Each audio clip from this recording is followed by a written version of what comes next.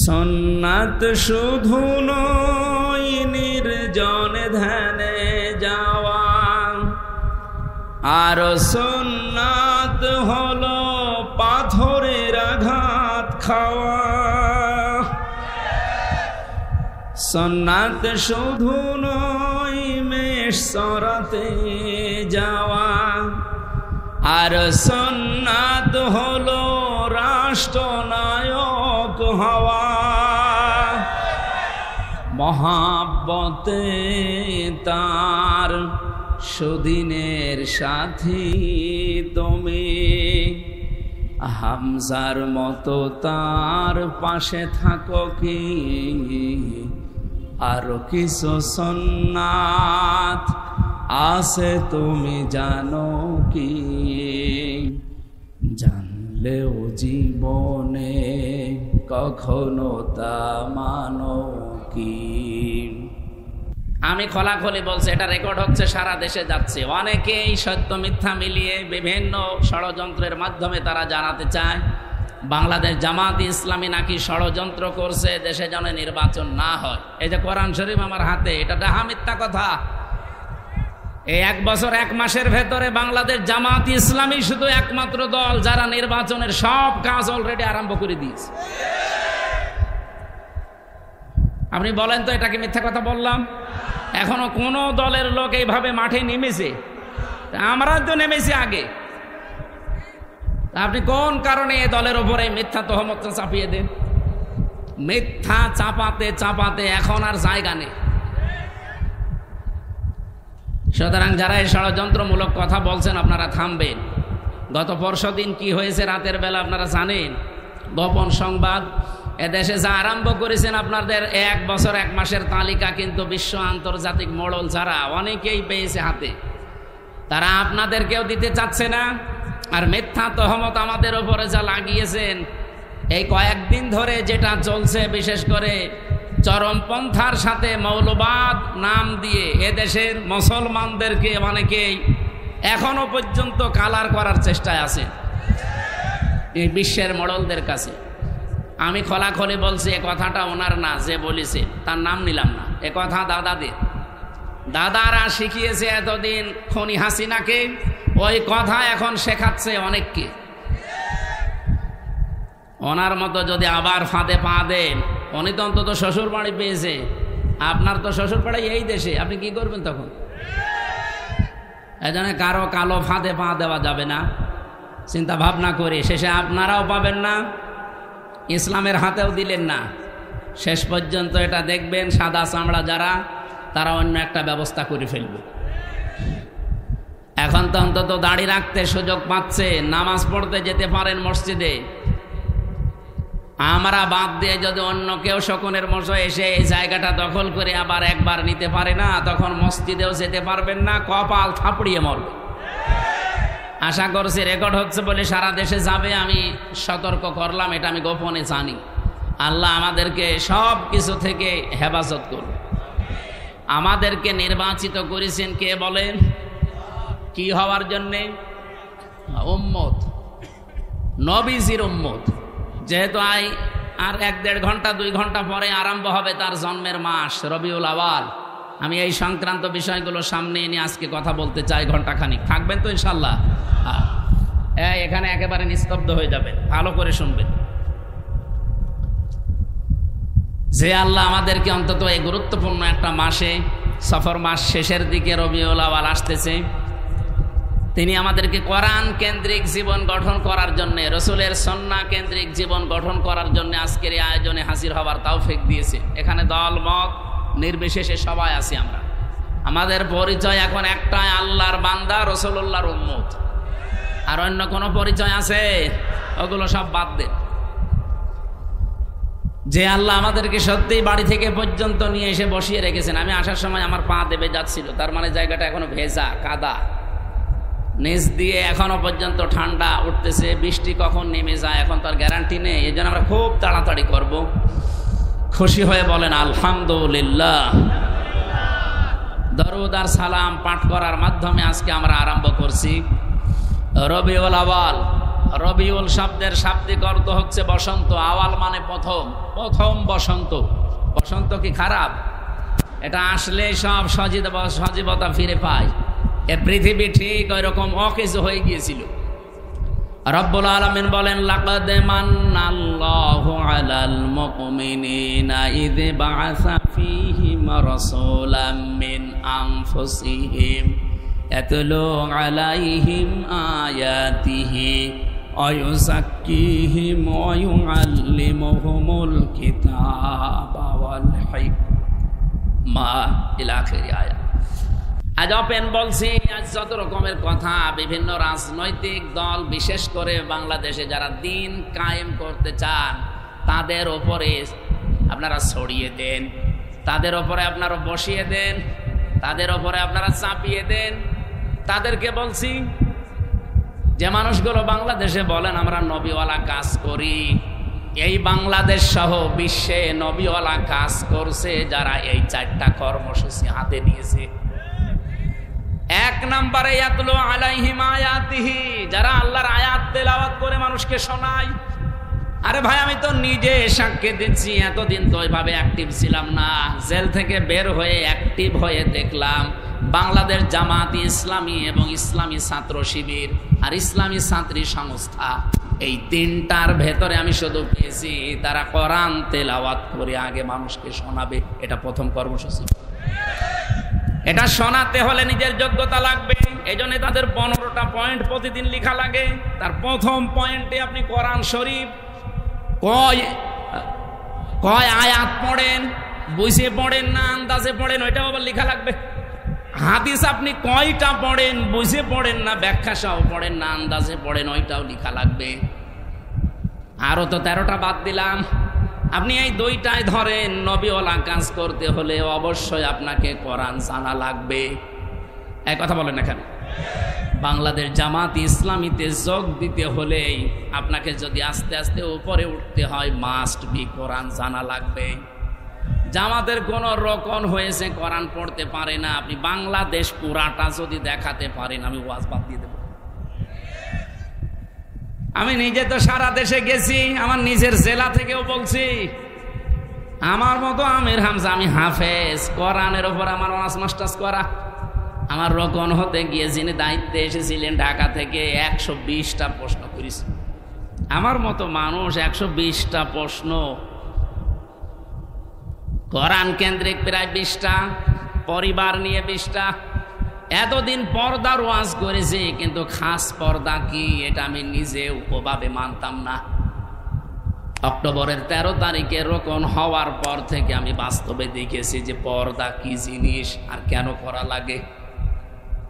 জামাত ইসলামের কথা আমি এই জন্যে বলছি, বাংলাদেশে 73টা সংগঠন আছে, দল আছে। কোন দলে আপনি কাজ করলে জামাত কর্মী মানে সমাজকর্মী, অন্য দলের কোন কর্মী মানে সমাজকর্মী আমি পাইনি। কিন্তু জামাত ইসলামের কর্মী হতে হলে আপনাকে আগে সমাজকর্মী হওয়া লাগবে। এটা বানিয়ে বললাম? আপনি সারা বাংলাদেশে 56,000 বর্গ মাইলে যেখানে জামাত কর্মী দেখবেন, সে শুধু কর্মী না, দেখবেন সে সমাজকর্মী। তার যতটুকু ইনকাম আছে ওই টাকা দিয়ে হলেও, দলীয়ভাবে হলেও, এলাকার মানুষকে নিয়ে হলেও সে সামাজিক কোনো কর্মকাণ্ডের সাথে দেখবেন লেগে আছে। এই জন্যে আমরা গ্যারান্টি দিতে পারি বাংলাদেশে জামাত ইসলামীতে ছোট থেকে বড় পর্যন্ত যারা আছে কেউ চাঁদাবাজি করে না। রবিউল আউয়াল মাসের যে 12টা শিক্ষা বলছিলাম না, তার একটা শিক্ষা আছে। আমরা শেষ পর্যন্ত ঘন্টাখানিক কথা বলতে চাই, থাকবেন তো? গুরুত্বপূর্ণ কিছু তথ্য নিয়ে আসবো ইনশাআল্লাহ। আমার ভাইরা, খুব অল্প সময়ের ভেতরে যেহেতু কথা শেষ করা লাগবে, নবীওয়ালা কাজ করতে হলে 4টা কর্মসূচি হাতে নেওয়া লাগে। 1 নম্বরে আপনি আল্লাহর আয়াত তেলাওয়াত করে মানুষকে শোনাবেন, দাওয়াত দেবেন। এটা জামাত ইসলামীর ভেতরে আমি পেয়েছি। এই জন্য নবীওয়ালা কাজ যদি কেউ করে তাহলে দেশে জামাত ইসলামী করছে। 2 নম্বরে ওয়াইযাক্কিহিম, তারা পবিত্রকরণ। এই যে সংস্কার বলছেন, এটা এই শব্দ থেকে নেওয়া। সংস্কার তো 1 বছর 1 মাস হয়ে গেল, যা আশা করেছিলাম কিছুই হয়নি। শুধু নাটোরে ডিসি গেছে কুষ্টিয়ায়, কুষ্টিয়ারটা কুমিল্লায়, মাল তো সব একই আছে। আমরা চাই যে দায়িত্ব ভার নিয়ে আপনি বসেছেন, এটা যেন কিছুদিনের ভেতরে অন্তত আমাদের দেখান, নয়তো আমরা বিশ্বাস হারিয়ে ফেলছি। অন্তত সংস্কার এবং দৃশ্যমান কয়েকটা বিচার দেখান। এক কথা বলেন না কেন যে একটা মহিলার সিদ্ধান্তের কারণে 2000 মানুষ অলরেডি বিদায় নিয়েছে। এটা সরকারি জরিপ, বেসরকারি জরিপ হচ্ছে 3432 জন। এতগুলো মানুষ যার কারণে দুনিয়া থেকে 24 সালেই বিদায় নিল, আর এই 15.5 বছর তো বাদই দিলাম। এখনো পর্যন্ত প্রায় 40,000-এর উপরে মানুষ বিভিন্ন হাসপাতালের বেডে, বাড়িতে কাতরাচ্ছে। একটা মানুষের কারণে যদি এরকম ক্ষতি হয় তো তার কিছু করা দরকার না? আমরা চাই খুনি হাসিনার দৃশ্যমান বিচার যেন এদেশে তাড়াতাড়ি করা। খুনি হাসিনা হয়ে উঠবে, অনেকে আশা প্রকাশ করছে। আজকে একটা মিছিল হয়েছে ঢাকাতে, পিঠের ওপরে বাম্বু গেছে, তখন আবার সোজা হয়ে গেছে। আজকে বিকালবেলা দেখবেন ফজলুর রহমান ফজল সাহেব উনি সংবাদ সম্মেলন করে বলছে, আমি জামাতকে কালো দল বলি নাই, মুখ স্লিপ হয়ে বেরিয়ে যেতে পারে, আমি বলি নাই। আমার মনে হয় কেউ পেছন দিয়ে কিছু দিয়েছে।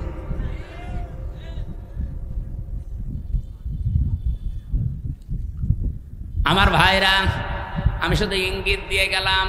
কোরআনে কারিমে এরকম 4টা জায়গায় 4টা আয়াত একই রকম শুধু শব্দ হেরফের করা আছে। সূরা বাকারা 129 নম্বর আয়াত, সূরা বাকারা 152 নম্বর, 151 নম্বর আয়াত, সূরা আলে ইমরান 164 নম্বর আয়াত, আর সূরা জুমা 2 নম্বর আয়াত। এই 4টা জায়গায় একই কথা আছে যে নবীওয়ালা কাজ করতে হলে এইগুলো করা লাগে। যারা এ দেশে করছে আপনি নির্দ্বিধায় বিশ্বাস করতে পারেন কোরআনের সাথে তাদের মিল আছে, তারাই মাত্র নবীওয়ালা কাজ করছে। আল্লিমুহুমুল কিতাব, 3 নম্বরে তারা কিতাবের শিক্ষা ব্যবস্থা চায়। এই বাংলাদেশে যতগুলো আন্দোলন হচ্ছে আল্লাহর কোরআনকে শিক্ষা ব্যবস্থায় নিয়ে যাওয়ার জন্য আপনি তাকান। এই যে 15 বছরের ভেতরে একটা বিষয় দেখবেন, আগে 5 এবং 8-এ বৃত্তি পরীক্ষা হতো, 100 মার্কের কোরআন হাদিস থাকতো, সেটা এই 15 বছরে পোড়াটা তুলে দিয়েছে, একটাও নেই। আমরা দাবি জানিয়েছি, আমরা আহ্বান জানাচ্ছি, যেহেতু আপনি 2 জন নবীর নাম নিয়ে বসে আছেন, ডক্টর মোহাম্মদ ইউনুস, কয়জন নবীর নাম? মোহাম্মদ ইউনুস, 2 নবীর নাম নিয়ে আছেন। অন্তত এই কাজটা করে যান যাওয়ার আগে, যে আমরা 1 থেকে মাস্টার্স পর্যন্ত দেশে এই কোরআনের 100 মার্কের কম্পালসারি সাবজেক্ট চাই। এই চান না এটা? সেদিন বাংলাদেশ জাতীয়তাবাদী দলের একজন সর্বোচ্চ পর্যায়ের নেতা, ওনার কাছ থেকে আহ্বান পেয়েই তিনি এসেছিলেন। তারা সবাই চাচ্ছে, এবং জাতীয়তাবাদী দলের গুরুত্বপূর্ণ কয়েকজন ছিল, আমি নাম নিলাম না। এই মানুষগুলো এসে সবাই তাদের মনের ভেতরে এই আশঙ্কা যে যেভাবে চলছে এইভাবে চলতে থাকলে আমাদের ছেলে মেয়েরাও শেষ বয়সে আমাদেরকে বৃদ্ধাশ্রমে রেখে আসবে। কারণ তারা আমার সাথে 3 বছর জেলে ছিল, আমি নিজে দেখেছি, পরিবর্তন হয়েছে তারা অনেকে। তারা এখন চাচ্ছে যে কোরআনে কারিম যেন অন্তত 100 মার্কের কম্পালসারি প্রত্যেকটা জায়গায় হোক। আমরা কোরআন কেন্দ্রিক হতে চাই। এর বাইরে যারা আছেন দাদাদের প্রেসক্রিপশন অনুযায়ী চলেন, ওনাদের ফোফা ছাড়া চলতে পারেন না। আপনার কপালে কিন্তু আমার মনে হয় ফজুর মতো গালিগালাজ খাওয়া লাগবে। দেখেন না আজকে কি গাল দিয়েছে, ফজু বেরিয়ে আয়। একটা কথা হলো, আলেমদের বিরুদ্ধে কথা বলার ফল এটা। এই জন্য সাবধান থাকবেন, আপনিও যেন এরকম রাস্তায় নেমে আবার গাল না খান। তাহলে আমরা চাচ্ছি নবীওয়ালা কাজের এই 3 নাম্বার কর্মসূচি হাতে নিতে। আমি গ্যারান্টি দিতে পারি, বাংলাদেশ জামাতে ইসলামীকে যদি আল্লাহ ওই জায়গায় পৌঁছিয়ে দেয়, আল্লাহর কসম সংসদ থেকেই পাশ হবে এটা ইনশাআল্লাহ। কোরআনে কারিমে দেশে 92% মুসলমান আমরা, অন্য ধর্মের যারা আছে তাদের ধর্মগ্রন্থ তারা পড়বে, কোনো অসুবিধা নেই।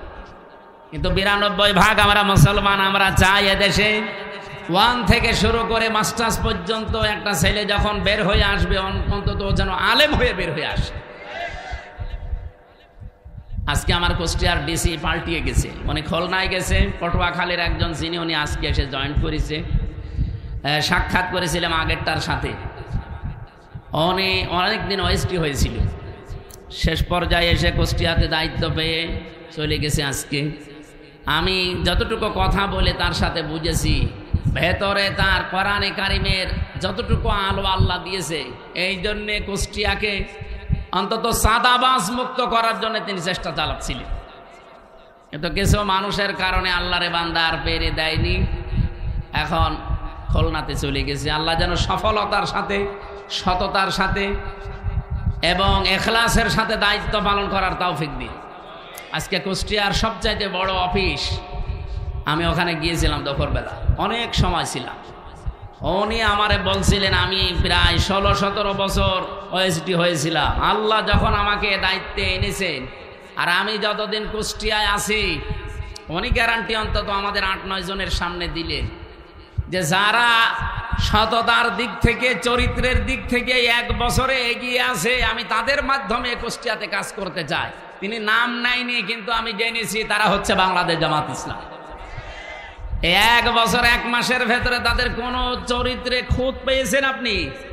বিড়ি খায় এমন একজন কর্মী পেয়েছেন? বাকিগুলো তো বাদই দিলাম। আর বাকি অন্যান্য যারা আছেন এই 73টা দলের অধিকাংশ দল, আমি সবাই বলি নাই, অধিকাংশ আপনি মিলিয়ে দেখবেন তারা যাদের আদর্শ নিয়ে রাজনীতি করে ও আদর্শই না। তা আমাদেরকেও যারা মওদুদীর অনুসারী, মওদুদীর উম্মত পর্যন্ত বলে ডাকেন, আপনি মানুষ। আমরা মওদুদীর উম্মত মানে, মওদুদীর অনুসারী মানে আমরা তাকে ফেকার ইমামও মানি না, তাকে আমরা মাযহাবের ইমামও মানি না। তার হাজার হাজার দিক নির্দেশনা আছে, শুধু একটা বিষয় আমরা গ্রহণ করেছি, এই গণতান্ত্রিক পদ্ধতিতে ইসলামকে তার জায়গা মতো নিয়ে ইসলামের কাজগুলো করার এই একটা পদ্ধতি নিয়েছি। আপনার যদি এটা ভালো না লাগে আপনি অন্যটা নেন, কিন্তু আপনি আমাকে মওদুদীর উম্মত বলেন, অনুসারী বলেন, কোন কারণ? আমি কি তার মতো টুপি মাথায় দিয়েছি? বলেন, তার টুপির যে সাইজ আপনি দেখেননি? আমি তার মতো যে যে পোশাক, তার যা আছে সব কিছুকে আমার তার মতো আছে, আমি একটা শুধু নিয়েছি। আপনার যদি ভালো না লাগে আপনি ওটা নিয়েন না, কিন্তু এরকম গালিগালাজ করবেন না। এটা কিন্তু আর আগস্টের 5 তারিখের আগে নেই, 24 সালের, এখন 25 সালের সেপ্টেম্বরের কয় তারিখ আজকে? আগস্টের 25 তারিখ চলছে। সুতরাং আমরা সাবধান হব। এখন আর আমাদের মুখে যেহেতু লাগাম নেই, সত্য কথা বলতে আর কোনো বাধা আছে? আগেও বলতে পারতাম, কিন্তু মুখ চেপে ধরা হতো। এখন চেপে ধরেন তো দেখি। আর আসবেন না আমি জানি, আসবেন কি করে, আপনি তো পালিয়েছেন। আমার ভাইরা, নবীওয়ালা কাজের যে দোহাই দিয়ে আমরা অনেকে মানুষকে ধোঁকা দিচ্ছি, আজকে আমি বলতাম না এটা। শুধুমাত্র তেলাওয়াতকৃত আয়াতটা, এই সূরা কি আনআম 165টা আয়াত আছে, এটা নাজিল হয়েছে মক্কায়। এখান থেকে একটা বিষয় আমার মাথার ভেতরে ঘুরপাক খাচ্ছে, এই কারণে নিয়ে আসলাম এটা। 4 নাম্বারটা আগে বলি, তারপরে আমি বলছি। ওয়াল হিকমা, হিকমতের সাথে কাজ করা লাগবে। আজ যারা কথা মিডিয়ার সামনে এসে আলেম নামে কলঙ্ক, তারা জালেম নাম নিয়ে এগুলো বলেন যে 5 কোটি মানুষ এক জায়গায় হলেই কি ইসলাম কায়েম হয়ে যাবে? 5 কোটি না, এ বাংলাদেশের সব মানুষ এক জায়গায় হলেও ইসলাম কায়েম হবে, এ কথা আমরা বলি না। ঢাকার মহাসমাবেশে ইসলাম কায়েম হয়ে যাবে কথা কেউ বলেছে বাংলাদেশে? বলেন। আপনি আগ বাড়িয়ে বলতে গেলেন মানে অবশ্যই আপনার পেছনে কেউ কাতুকুতু দিচ্ছে। কেউ না জানুক, আমরা তো জানি। 5 কোটি 5 লাখ 5,000 মানুষ এক জায়গায় হলে ইসলাম কায়েম হবে কথা আমরা যেহেতু বলি না, সুতরাং এইটা আমাদের দিকে চাপিয়ে আপনি কোন দিকে ইঙ্গিত করছেন আপনি ভালো জানেন, আমরাও হালকা জানি। আমরা এটা হেকমাত হিসাবে এই অনুষ্ঠানটা করতে যদিও 3 কোটি 3.5 কোটি টাকা খরচ, কিন্তু এটার দ্বারা ইসলামের, বিশেষ করে এদেশে ইসলামপন্থী মুসলমানদের যা হয়েছে 100 বছরও এটা হয়নি। এক সমাবেশে আন্তর্জাতিক মহল থেকে বিশেষ করে যতগুলো রাষ্ট্রদূত বিশ্বের কাজ করে এই দেশে, সব এখন জামাত অফিসে এসে ধর্ণা দেয়। আপনি দেখেছেন প্রতিদিন বাংলাদেশে বিভিন্ন দেশের রাষ্ট্রদূত, বিভিন্ন দেশের উপপ্রধানমন্ত্রী পর্যন্ত এসে দেখা করে যাচ্ছে। এমনি এমনি করে তারা। বিদেশি সাংবাদিক আমি যাদের সাথে পরিচিত হয়েছিলাম ওই দিন, তারা পর্যন্ত বলেছে যে একটা দলের ডাকে এত মানুষ এক জায়গায় হয়, এটা পৃথিবীর মনে হয় প্রথম ইতিহাস। ওই সাংবাদিক ফ্রান্সের, উনি ইংরেজিতে বলছিলেন যে একটা দলের ডাকে এত মানুষ ঢাকাতে, এটা মনে হয় পৃথিবীর প্রথম ইতিহাস, এত মানুষ এক জায়গায় হয়নি। গত 2 দিন আগে ভারতের তামিলনাড়ুতে বিজয় থালাপতি নাকি যেন নাম, ওনার নামটা আমি ভালো জানি না, বিজয় থালাপতি এরকমই দেখলাম পত্রিকায়, উনি ডাক দিয়েছে 4 লাখ মানুষ এসেছে। আর বাংলাদেশ জামাত ইসলামের আমির ডাক্তার শফিকুর রহমান ডাক দিয়েছিল 4 লাখ। আমার মনে হয় গণনার বাইরে। তাই আপনি কি মনে করছেন যে এই সমাবেশ যদি বাংলাদেশের আর 73টা দল আছে, যে কোনো দলকে করতে দেন তো 3 কোটি টাকা না, আমি 30 কোটি টাকা তাদেরকে বলবো খরচ করতে, তাও তারা এর অর্ধেক মানুষ নিয়ে আসতে পারবে। কারণ আমরা যারা এদেশে জামাত ইসলামী থেকে ওই জায়গায় গিয়েছিলাম, এটা ইবাদত মনে করে গিয়েছিলাম, এটা একটা হেকমা। আমরা হেকমার ব্যাখ্যায় অনেকগুলো বিষয় ছিল, আমি সবগুলো নিয়ে আসতে পারছি না। আমি শুধু এই মক্কা এবং মদিনায় নাজিল হওয়ার একটা প্রেক্ষাপট নিয়ে আসতে চেয়েছি। এদিকে তাকান, এ সূরা নাজিল হয়েছে মক্কায়। কোথায়? কোরআন শরীফের ভেতরে মক্কায় নাজিল হওয়া সূরা 92টা, আর মদিনায় নাজিল হওয়া সূরা 22টা। অন্য আরেকটা বর্ণনা আছে 86টা আর 28টা। আমরা প্রথমটায় ধরলাম। তাহলে এই সূরাটা মক্কায় 165টা আয়াত আছে, আমরা মাত্র একটা আয়াত পড়েছি। আমার এই মাথার ভেতরে এই আয়াত নিয়ে যত তথ্য আছে, এই 1 ঘন্টা তো এমনি বললাম, কিয়ামত পর্যন্ত আলোচনা করলো এই আয়াত শেষ। এক একজনকে এক একটা দিয়েছে। তার ভেতরে ওটা ফ্রান্সের, হ্যাঁ শিক্ষক ফ্রান্সের, উনি একটা তথ্য বলছিলেন, পৃথিবীতে সবচাইতে দামি পানি ওয়াটার কোনটা বলেন তো? হ্যাঁ, এটা তো আমিও বলেছিলাম, কিন্তু আমি বলে ধরা খেয়েছি। আরে ভাই, 1 গ্লাস জমজমের পানি কয় টাকা? আমার কাছে আছে, আমি 5 লিটার পানি কিনে নিয়ে আসলাম, আসার সময় 12 টাকা নিল। 12 টাকা মানে বাংলাদেশে মনে হয় 380 টাকা।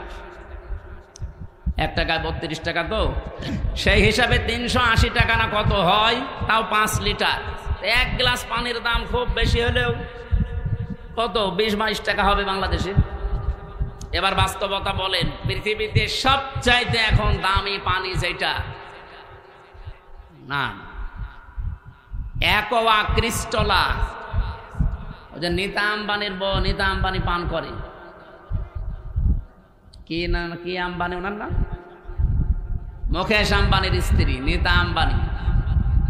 এটা স্বর্ণের কি যেন মিশিয়ে দেয় ওর ভেতরে, খুব দামি পানি। 1 লিটার পানির দাম বাংলাদেশের 3.5 লাখ টাকা। আমার মনে হয় মহিলার যদি 24 ঘন্টায় অন্তত 3-4 বোতল পানিও লাগে, 3-4 লিটার, কত টাকার পানি লাগতে পারে আপনি বলেন তো? 10-12 লাখ টাকার শুধু পানি খরচ হয় তার, আর বাকি যা তো বাদই দিলাম।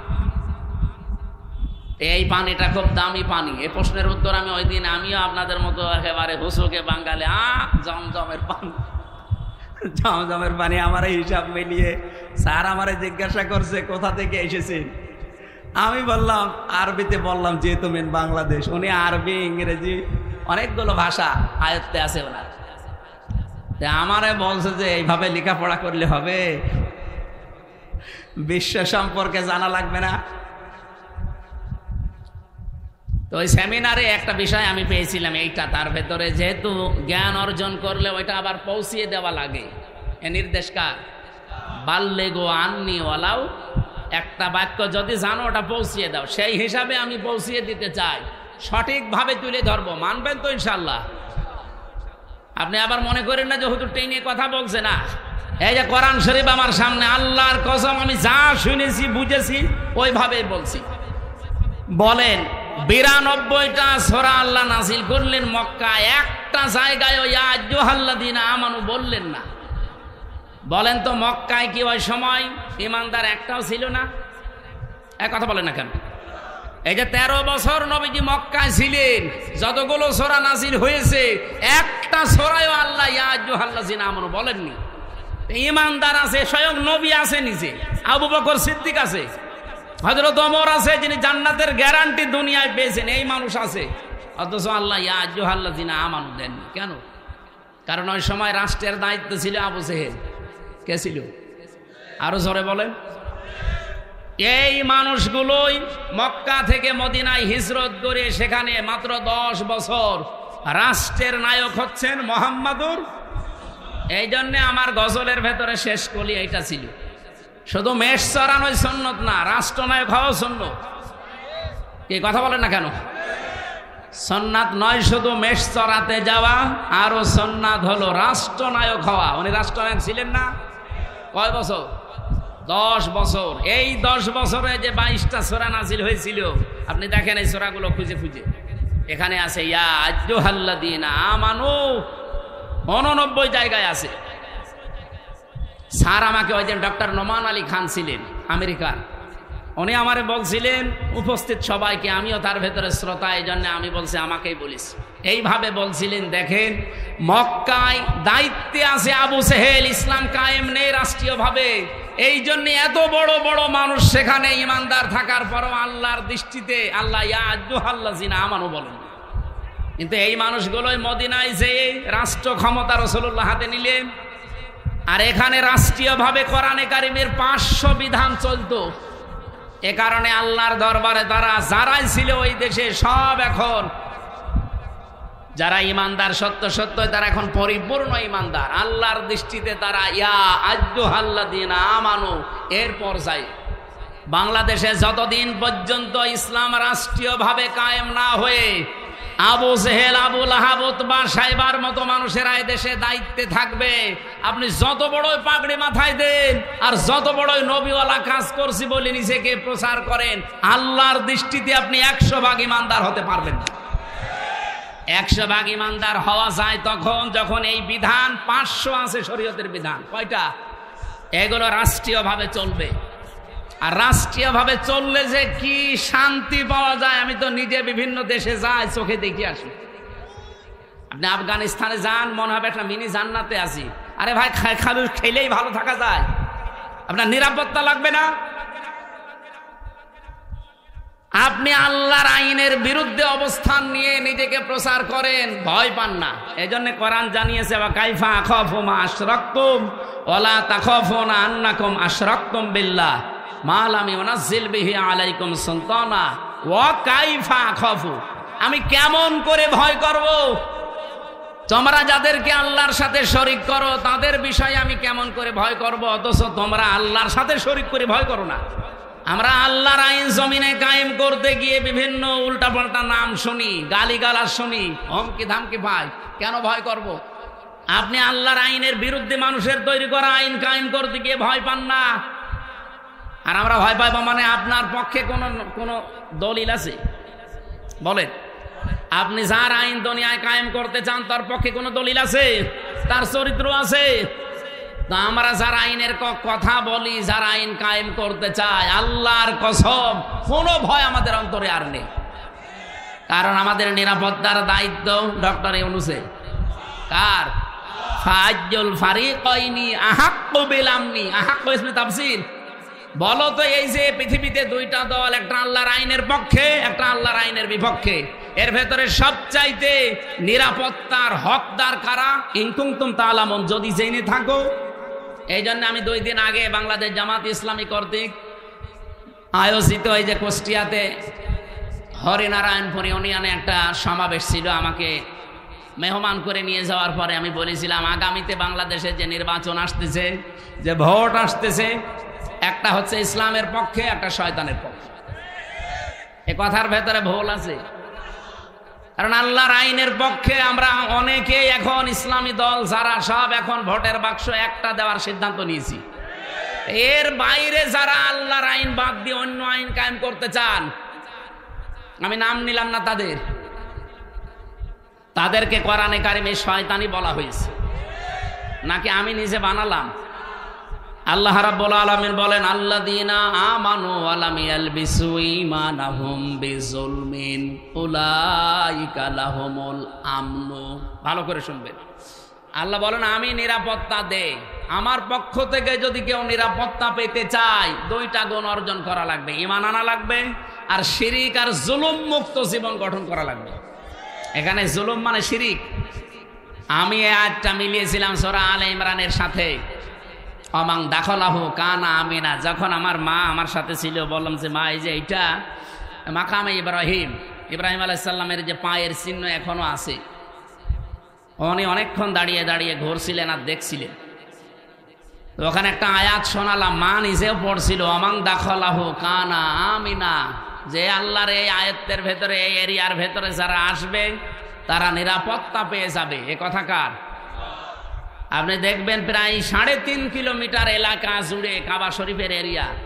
আমি 3.5 কিলোমিটার পার হওয়ার পরে রাস্তায় লেখা দেখলাম মামনুউন গায়রা মুসলিম তাদখুল, বা এরকম আরবিতে লেখা আছে যে মুসলমান বাদ দিয়ে অন্য কোনো জাতির লোক এই এলাকায় প্রবেশ করা নিষেধ। কারণ এলাকাটা আল্লাহ নিজে নিরাপত্তা দিচ্ছে। আপনার নিজের বাবার খনিও যদি সামনে পড়ে যায় এই কাবার এরিয়ার ভেতর আপনি কিছুই বলতে পারবেন না। কি কথা বোঝেন?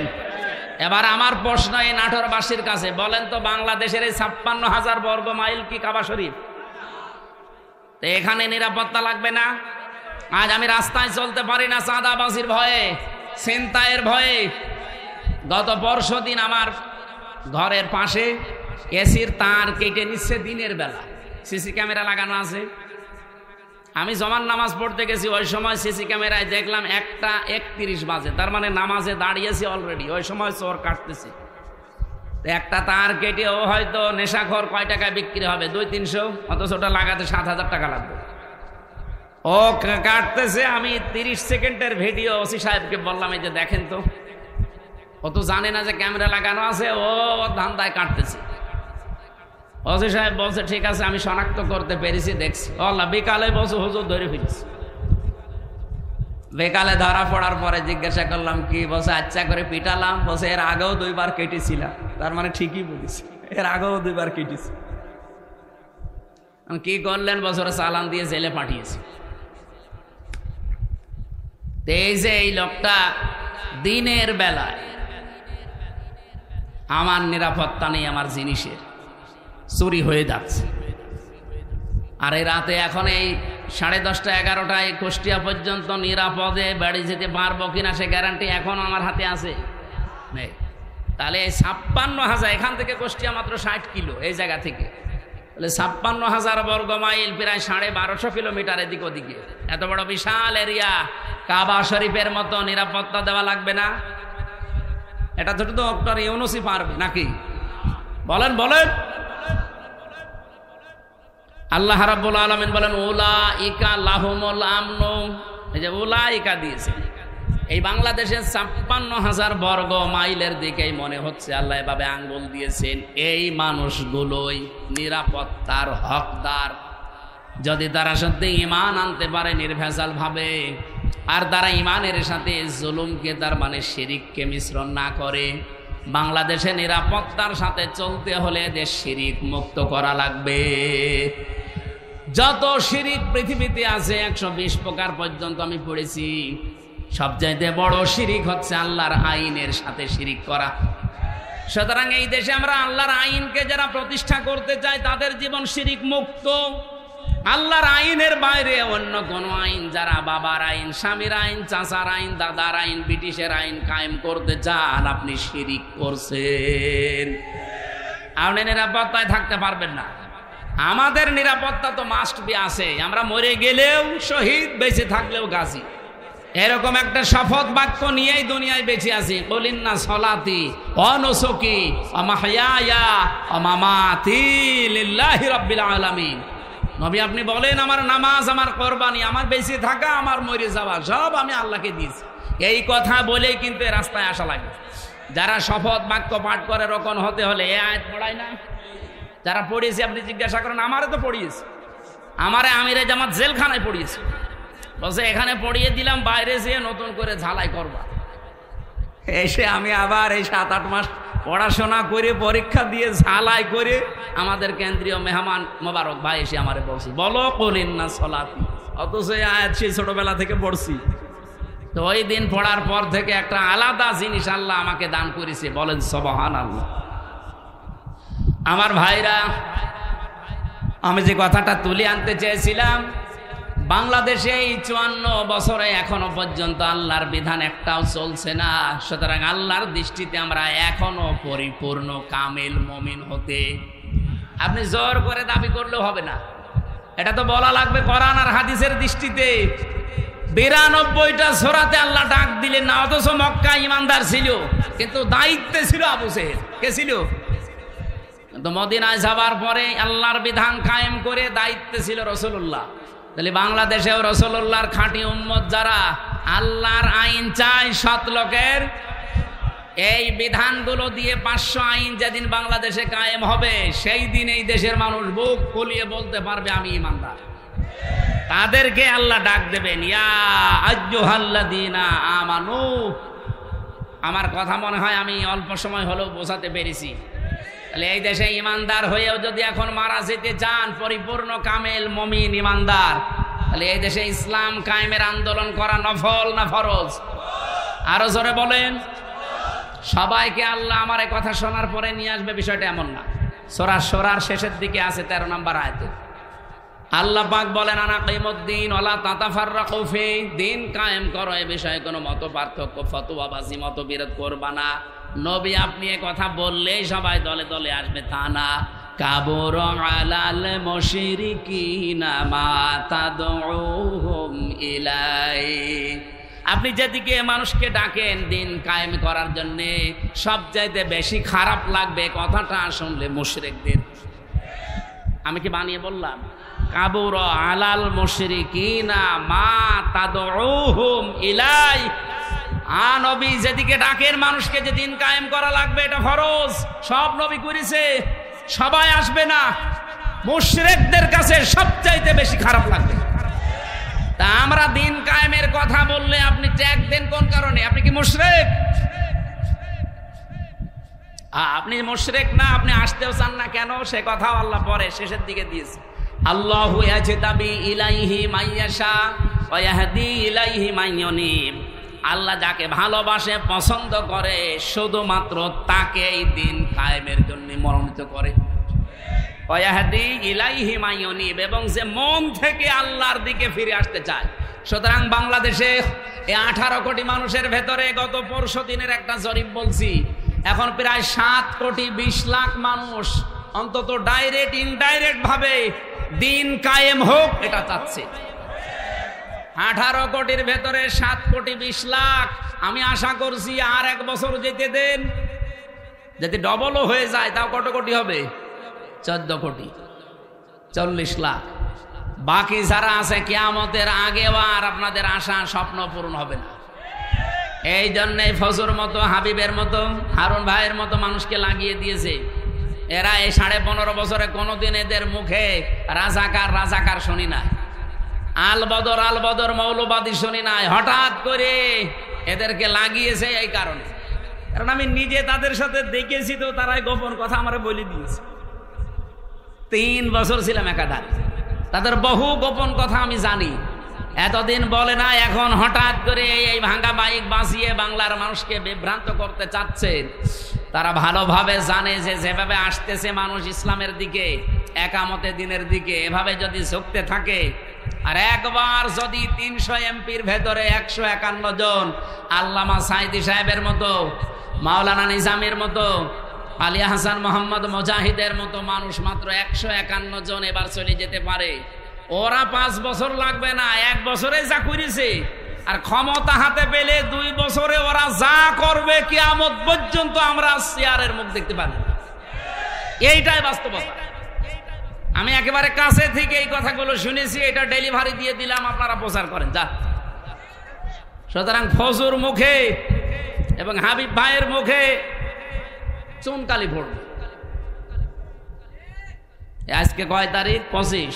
আর মাত্র 5 দিন পর একটা অনুষ্ঠান আছে আমার, এই যে মোলাডুলি। পাশে মোলাডোলের পাশে ঈশ্বরদী থানার ভেতরে। আল্লাহর অলিরা না এটা বন্ধ করে দেবে, বলেন সুবহানাল্লাহ। আরে ভাই, এতদিন মসজিদের মেম্বারে দাঁড়িয়ে এই কথাগুলো বললে আপনারা বলতেন যে বিশাল সাহসী হুজুর, অথচ খালি সময়ের পরিবর্তে এই কথাগুলো এখন বললে আপনি বলেন যে মসজিদ কি রাজনীতি করার জায়গা? কি আশ্চর্য গো! মসজিদে যদি রাজনৈতিক কথা বলা না যায় তো মসজিদে কি করবে? আপনি মসজিদে নববীতে যান, এখনো মেহরাবটা আছে, ওখানে উপরে আজান দেয়, নিচে অস্ত্র রাখার জায়গা। মেহরাব মানে কি? অস্ত্রাগার, যেখানে অস্ত্র রেখে দেয়, ইমাম সাহেব তার উপরে দাঁড়ায়, খুতবা দেয়, জাতিকে সতর্ক করে। আর সেই মসজিদে এখন চাঁদাবাজদের বিরুদ্ধে, চরিত্রহীনদের বিরুদ্ধে কথা বলতে গেলে বলে হ্যাঁ মসজিদ কি রাজনীতি করার জায়গা? রাজনীতি কোথায় করবো? ঝড়ে জঙ্গলে।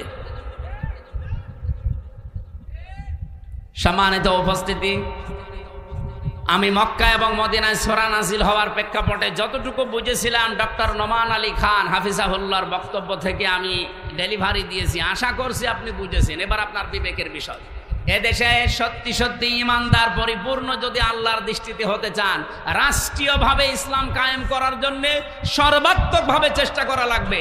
আর সবাইকে আল্লাহ নিয়েও আসবে না, আল্লাহ যাকে পছন্দ করে এবং যে মন থেকে আসতে চায় তাকে দিয়ে আল্লাহ এই কাজ করাবে। সুতরাং এই 7 কোটি 20 লাখ মানুষকে আমার মনে হয় আল্লাহ পছন্দ করে ফেলেছে। বাকি যাদেরকে এখনো পছন্দ করেনি তারা লাইনে থাকেন, সিরিয়াল করেন, একটা একটা করে আসেন। এই কথা বুঝতেছেন? এবার আসেন তো সূরা মায়েদার আনআমের 50 নম্বর আয়াতটা আমরা পড়েছি। নবীকে নিয়ে যে কথাগুলো এই মাস আসলে এখন বলা হবে, নবী গায়েব জানে, বিভিন্ন জিনিসের কথা তার উপর চাপিয়ে দেওয়া হয়, সেইটাই আল্লাহ জানিয়েছেন। হে নবী আপনি বলেন, কুল্লা আকুলু লাকুম ইনদি খাযাইনুল্লাহ, যে বলেন আমার কাছে আল্লাহর ধনভাণ্ডার নেই। ওয়ালা আলামুল গায়বা, আমি গায়েব জানি না। ওয়ালা আকুলু লাকুম ইন্নী মালাক, আর আমি দাবি করি না যে আমি ফেরেশতা। ইন আত্তাবিউ ইল্লা মা ইউহা ইলাইয়া, আমি তো অনুসরণ করি শুধুমাত্র অতটুকুর যেটা নাজিল হয় আমার প্রতি।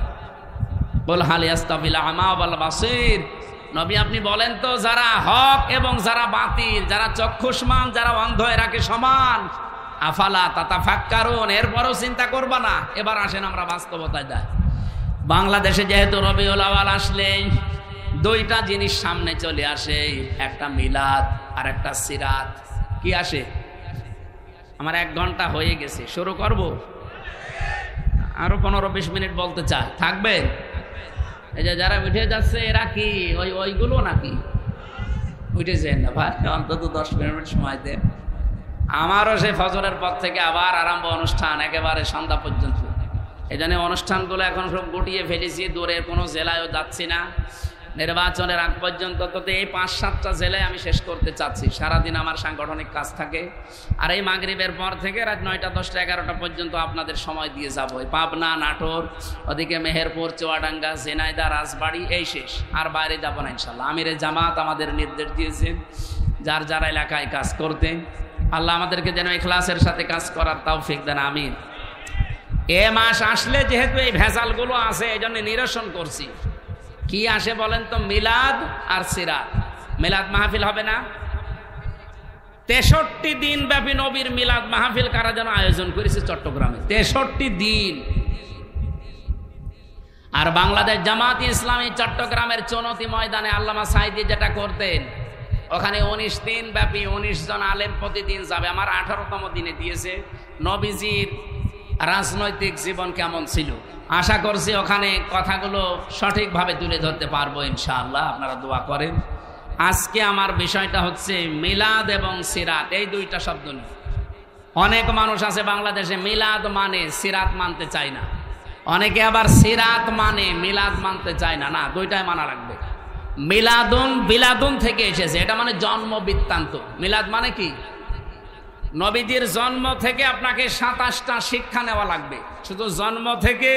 এবার তার সিরাত আরম্ভ হয়েছিল, এই সিরাত থেকে 12টা, আর এখান থেকে 27টা। আমি একটা প্রথমে দিতে চাই, দেখেন তো আপনি নিতে পারেন কিনা। এটা সিরাত ইবনে হিশামে এসেছে। বিশ্বনবী পৃথিবীতে আসার পরে তাকে যিনি কোলে তুলে নিয়েছিলেন দুধ দেওয়ার জন্যে, আমরা কয়েকজনের নাম জানি। তার ভেতরে অন্যতম নাম হচ্ছে হযরতে হালিমাতু সাদিয়া। এর আগেও দুধ খাওয়িয়েছে সোয়াইবিয়া নামক একজন, কিন্তু এই যে হালিমাতু সাদিয়া ওনাকে বুকে তুলে নিয়ে এই দুধ দিয়েছিলেন প্রথম। সিরাত ইবনে হিশাম যিনি লিখেছেন উনি বলেন, ডান স্তন মুখে দেওয়ার পরে নবীজি মুখ বের করে নিলেন, বাম স্তন মুখে দেওয়ার পরে নবী মুখ, ডান স্তন দেওয়ার পরে তিনি দুধ খেয়ে আরম্ভ করলেন দুধ পান করা। বাম স্তন দেওয়ার পরে তিনবার তিনি মুখ বের করে দিলেন। হযরতে হালিমা বলেন, আমি মুখের দিকে তাকিয়ে দেখি চোখের ইশারা দিয়ে মোহাম্মদ আমাকে বসাতে চায়। মা হালিমা, জোর করেন কেন? ডান স্তন আমার ছিল, এটা তো আমি পান করেছি। বাম স্তন এটা আমার না, আমি জানি আপনার একটা সন্তান আছে ছোট, আমার আব্দুল্লাহ দুধ ভাই, এটা আমার দুধ ভাই আব্দুল্লাহর হক। আপনি জেনে রাখেন, দুনিয়ায় আমি ভাইয়ের হক নষ্ট করার জন্য আসি নাই, এসেছি ভাইয়ের হক ফিরিয়ে দেওয়ার জন্যে। বাংলার মুসলমানেরা, সেই নবী এই রবিউল আউয়াল মাসে জন্ম নিয়ে মায়ের কোলে বসে ভাইয়ের হক নষ্ট করে না, ফিরিয়ে দেয়, সেই নবীর উম্মত এখন আমরা দাবি করছি। এ রবিউল আউয়াল মাস আসলে অনেকেই সাদাবাজি থেমে নেই, অনেকের দুর্নীতি ঘুষ খাওয়া থেমে নেই। কিসের রবিউল আউয়াল পালন করেন আপনি? মিলাদ দেন। বহু মানুষকে আমি কুষ্টিয়ার কথা বলছি, আমি নাম নিলাম না, কুষ্টিয়াতে শুনেছি চাঁদার টাকা আদায় করে এনে মিলাদ দেয়।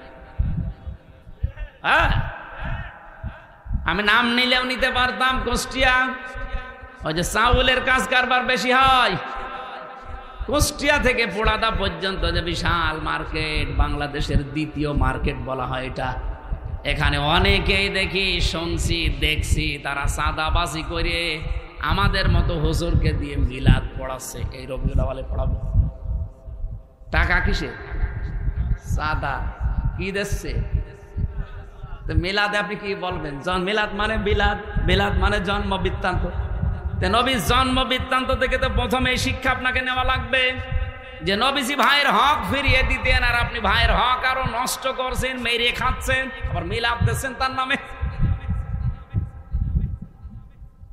আশা করছে আপনি থামবেন, এটা আপনার কানেও যাবে, ডাইরেক্ট না গেলেও ইনডাইরেক্ট আপনার কানে যাবে, আপনি থামবেন। 2 নম্বরের বিষয় পেয়েছি সিরাত। বিশ্বনবী মুহাম্মদুর রাসূলুল্লাহর জীবন চরিত্র, তার আদর্শ, এটাকে সিরাত বলা হয়। আমার প্রশ্ন, দুনিয়াতে বহু মানুষ শুধু নবীজির মিলাদ মেনেছে, বিশ্বাস করেছে, মহব্বত করেছে মিলাদকে, কিন্তু তারা জাহান্নামে গেছে শুধু সিরাত না মানার কারণে। কিন্তু বহু মানুষের জীবনী আমি পড়ে দেখেছি, তারা মাত্র শুধু মিলাদ না, মিলাদও মেনেছে, সিরাতও মেনেছে। এই মানুষগুলো দুনিয়া থেকেই জান্নাতি। যেমন হযরতে আমির হামজা, হযরতে আব্বাস রাদিয়াল্লাহু তাআলা আনহুমা, 2 জনের কথা আপনি পড়া জীবনী পড়ে দেখবেন। তাদের পড়া জীবনে আমি পড়ে পেয়েছি, তারা মিলাদও বিশ্বাস করেছে, নবীর জন্ম, তারা সিরাতও মেনেছে। কি আমি বেশি বললাম? তারা মিলাদও মেনেছে, সিরাতও মেনেছে, 2 জনেই জান্নাতি। আপনি সিস্টেম অপর পৃষ্ঠায় দেখুন, আরো 2 জন চাচা আছে, নবীর আপন চাচা, আবু লাহাব আর আবু তালেব। এই 2 জন চাচা নবীর মিলাদ নিয়ে, জন্ম নিয়ে খুশি ছিল, কিন্তু নবীর আদর্শ পেয়ে তারা খুশি হয়নি, এই জন্য 2 জনই জাহান্নামী। আমার মনে হয় যারা জ্ঞানী মানুষ বুঝে ফেলেছে। সুতরাং এই রবিউল আউয়াল আসলে শুধু মিলাদ নিয়েই খুশি থাকবেন, আপনি আর কি খুশি? আবু লাহাব নিজের বাড়ির কাছের মেয়ে লোক কিনা দাসীকে এই 2 আঙ্গুল দিয়ে আজাদ করে দিয়েছিল, এত খুশি হয়েছিল এই লোকটা। আপনি আর কয় টাকা খরচ করবেন না, 2 মণ মিষ্টি কিনবেন, আর নিজের কাজের মেয়েকে আজাদ করে দিয়েছে। এত খুশি হয়েছিল নবীর জন্মে, নবীর মিলাদে, নবীর জন্ম গ্রহণ করায়, কিন্তু নবীর আদর্শ মানে নাই, এই জন্য জাহান্নামী। এই জন্য কি? আর 2 জন চাচার কথা বললাম না, নিজে আমি আমির হামজার কবরের পাশে দাঁড়িয়েছিলাম, মনে হচ্ছে এখনো বসে আছে জিন্দা, কারণ শহীদরা মরে না। বলেন শহীদরা। এই হিসাবে বিশ্বাস করি বাংলাদেশ জামাত ইসলামীর যে 11 জন কেন্দ্রীয় নেতাকে ফাঁসি দিয়েছে, জেলখানায় হত্যা করেছে, প্রত্যেকটা শহীদ, কেউ মারা যায়নি, সবাই আল্লাহর জান্নাতের খাবার খাচ্ছে। কারণ তাদেরকে কেউ যদি বলে মরিয়ে গেছে তার কবিরা গুনাহ হবে। ওয়ালা তাহসাবান্নাল্লাযীনা কুতিলু ফি সাবিলিল্লাহি আমওয়াতা, তোমরা কেউ ধারণাও করবা না, মুখে তো বলবাই না। ওয়ালা তাকুলু লিমা ইউকতালু, মুখে তো বলা যাবে না, ধারণাও করা যাবে না। এটা সূরা বাকারায় সূরা আলে ইমরানে 2 জায়গায় আছে। মুখে বলা যাবে না, ধারণাও করা যাবে না যে শহীদ হয়েছে যারা মরে গেছে। আল্লামা শহীদ দেলাওয়ার হোসাইন সাইদি রহমতুল্লাহ আলাই, উনি কি মরে গেছে না শহীদ হয়েছে? বলেন বলেন। আল্লামা সাইদি তুমি মরনি, শহীদ হয়েছ তুমি এটাই জানি। বলেন বলেন। আল্লামা সাইদি তুমি মরনি, শহীদ হয়েছ তুমি এটাই জানি। কাবা শরীফের পাশে যে এই গজলটা যে বানিয়েছিল তাশরিফ, এই ছেলেটা ছিল আমার সাথে। আমার ছোট মেয়েকে কোলে নিয়ে ওই কাবার পাশে বসে বসে বলছিল। আমার মনে হচ্ছে যে কাবা শরীফে যে সাইদি সাহেব একবার ঢুকেছিল না, মনে হচ্ছে উনি ঢুকতেছে। কারণ শহীদ যারা হয় আমরা সবাই বিশ্বাস করি এরা মরে। আরো জোরে বলেন। এখন প্রশ্ন আসতে পারে, তাহলে শহীদ তো অনেকেই মরেছে, অনেকেই মেরে ফেলা হয়েছে, তাদেরকে অনেকে শহীদ বলতে চায় না। জিয়াউর রহমানকেও মেরে ফেলা হয়েছে, মুজিবুর রহমানকেও মেরে ফেলা হয়েছে, 2 জনকে মেরে ফেলা হয়নি। তবে আজ পর্যন্ত আপনি শুনেছেন কোনদিন যে শহীদ শেখ মুজিবুর রহমান? কেউ বলে শহীদ জিয়াউর রহমান বলে। আমি আশা করব শহীদ জিয়ার যে আদর্শ ছিল, উনি যে মনোভাব নিয়ে রাজনীতি করতেন, বাংলাদেশে যারা বিএনপিতে আছেন তার মনোভাবে ফিরে আসেন। তিনি সারা জীবন ছিলেন ভারতের বিরুদ্ধে। আপনি তার জীবন পড়ে দেখেন, সারা জীবন তিনি ভারতের আগ্রাসনের বিরুদ্ধে ছিলেন। আর আপনি কি দল করেন যে দাদাদের কথা ছাড়া নড়তে পারেন? তার মানে আপনি ওনার আদর্শের ওপরে আর নেই। ওনার রাজনৈতিক জীবন একটু ভালোভাবে পড়ার আহ্বান জানাচ্ছি। আমরা যাকে মেনে চলছি, যার দেখানো পথে চলছি, শহীদ আল্লামা দেলাওয়ার হোসাইন সাইদি সারা জীবন ভারতের আগ্রাসনের বিরুদ্ধে কথা বলছে। বাংলাদেশ জামাত ইসলামীতে যারা আছে তাদের একই মনোভাব। আপনি দেখেন, কারো মাতব্বরি আমরা পছন্দ করি না। হ্যাঁ, আপনি বন্ধুত্বের হাত বাড়িয়ে দেন, প্রতিবেশী হিসাবে আমরা মেনে নেব। মাতব্বরি করবেন ওটা আমরা মানি না। কথা বলেন না কেন? মাতব্বরি মেনে নেওয়া যদি মানুষের স্বভাব হতো তাহলে সিঙ্গাপুর মেনে নিত। সিঙ্গাপুরের পাশে মালয়েশিয়া, 5 ডবল না, আমার মনে হয় সিঙ্গাপুরের চাইতে মালয়েশিয়া কমপক্ষে 50 ডবল বড় হবে। কারণ বাংলাদেশের এই নাটোর যত বড়, সিঙ্গাপুর এত বড় না। নাটোরে এ মাথা থেকে ও মাথা কত 60-70 কিলো হবে না? 60-70 কিলোর বেশি হবে এ মাথা ও মাথা, অথচ সিঙ্গাপুর মাত্র 42 কিলো। তাহলে সেই হিসাবে বাংলাদেশের 64টা জেলা, নাটোর তো খুব বড় জেলা না, কুষ্টিয়া চাইতেও ছোট। সেই হিসাবে আমি বলছি যে সিঙ্গাপুরের চাইতে মালয়েশিয়া 50 ডবল বললে ভুল হবে, আরো বড়। কারণ মালয়েশিয়া বাংলাদেশের কমপক্ষে 7 ডবল, এর চাইতে 7 ডবল বড় বাংলাদেশের চাইতে। অথচ তার পাশে সিঙ্গাপুর ঠিক বন্ধুত্বের হাত বাড়িয়ে দিয়েছে। তাদের এরকম তার কাটা দেওয়া নেই। বন্ধুত্বের হাত বাড়াবেন আপনি, প্রতিবেশী তার কাটা দিয়ে রাখবেন কোন কারণে?